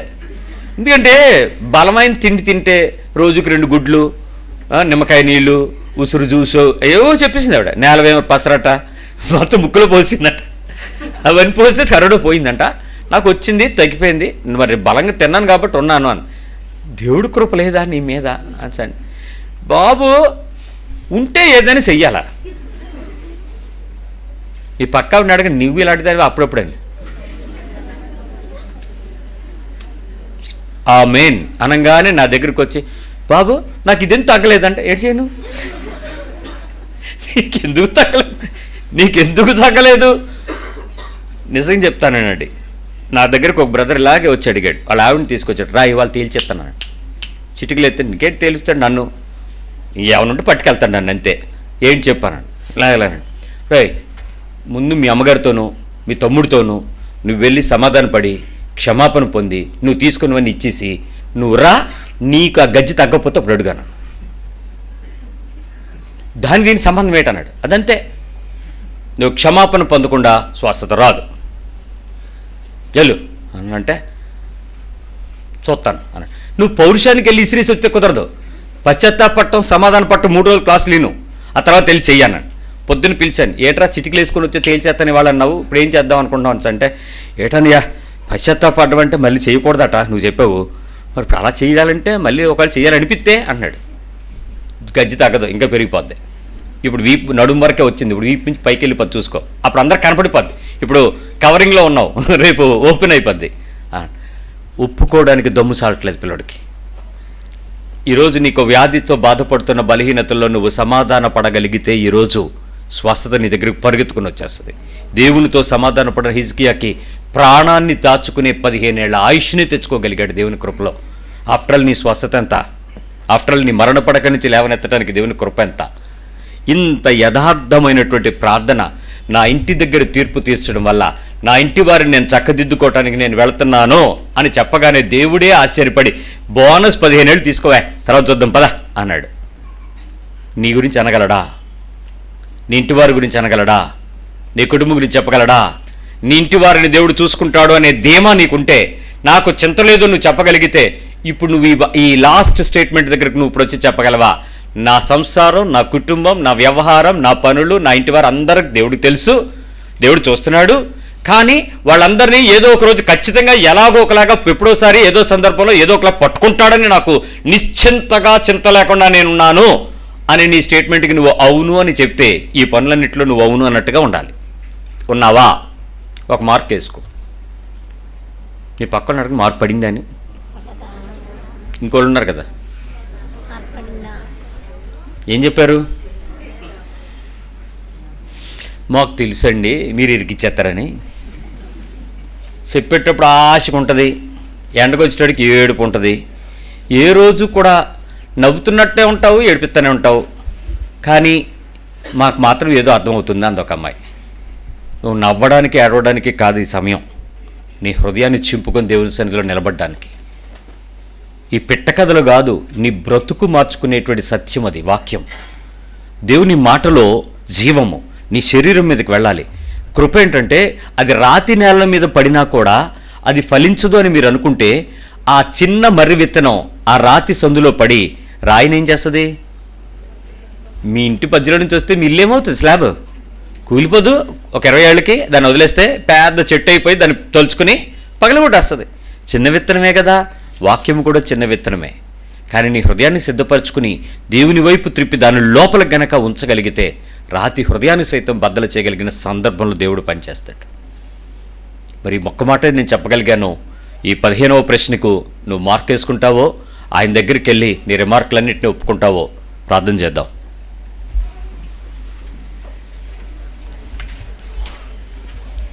చింత లేదని చెప్పే నీకు ప్రభువు ఏ మాటతో ఆనందించగలడు? ప్రేమమయుడా నీకు